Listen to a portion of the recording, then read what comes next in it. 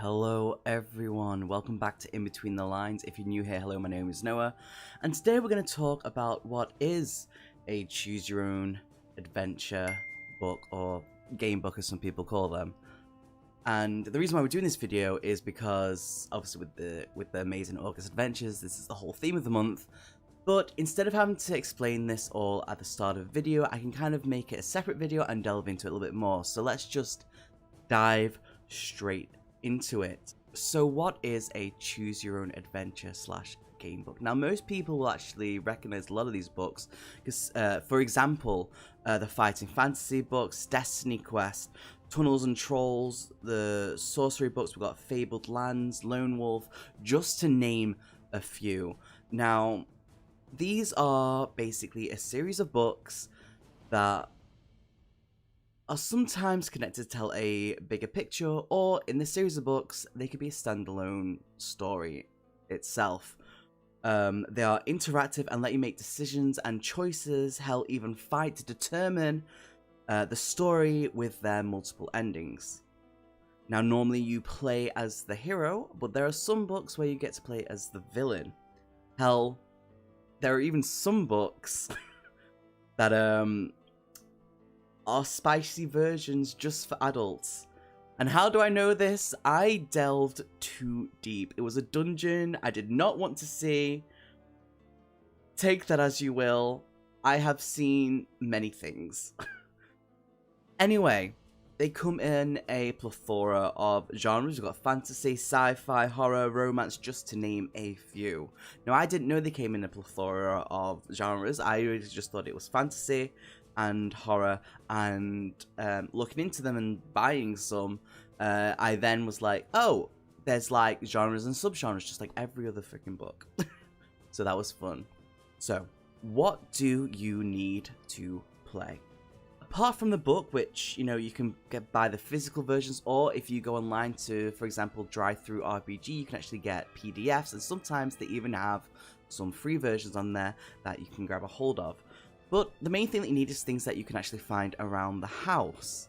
Paper, pencil and rubber, dice, specifically a D6, or a 6-sided dice. Depending on the book, sometimes you'll just need 1 or 2.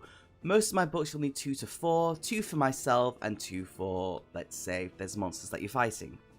And some books, instead of using dice, actually use playing cards. Now, most books have their own character creation, class system, and races, depending on the book, but they're all very easy and simple to follow. It's literally in steps, and it only takes a couple of steps, and you'll have a character within like a minute or two. It's very easy and very simple to follow.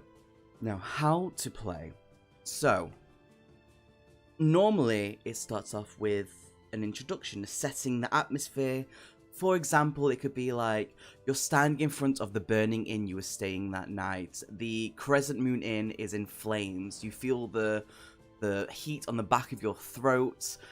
You feel your hair charred, your clothes burnt, and you feel just disgusting. And then it'll be like something jumps out of the broken window from this flaming place, and there's a goblin in front of you. And what it will ask for you to do is you roll a dice, because this is a fight sequence that's basically just pushed you into it.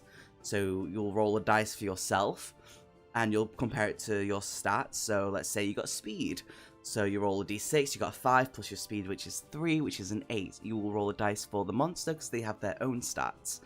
Let's say they get a 9, that means the monster goes first. You will then roll damage from the monster to then hurt you, and vice versa. And you go that backwards and forwards until you win or die. There's multiple death scenes, there's multiple endings, there's a lot of places to go. Now, most books you tend to see are only around about this thick. They're normally around about 200 to 300. But if you're looking for something a bit chunkier with a bit more open world, because they do exist, you have the Fabled Lands, which is a plethora of books, about 8 to 9 books, I think. And then you've got the Destiny Quest, which are chunky things, which are about 700 pages. But that is the gist of it. It's not a long video. It's just to basically explain what to do. Now, you also can, as you go around, you loot, you gain items, you can customize your character, you get weapons, armor, and so on and so forth. You can learn magic. You know, you could be a fighter, a mage, a rogue. You know, the the things that they do with these books is amazing. So these books were my first introduction to tabletop stuff. So I played the books growing up, and then I stumbled upon like Dungeons and Dragons, though my first tabletop was actually Call of Cthulhu and Vampire the Masquerade, and then I delved into Dungeons and Dragons. But yes, if you have any questions, do let me know. I will answer as soon as possible. If you have any books that you yourself enjoy or like and want to just spread the love for that, put that down below too. I would love to have a look and check them out. Be good, make good decisions, and we'll see you for the next video.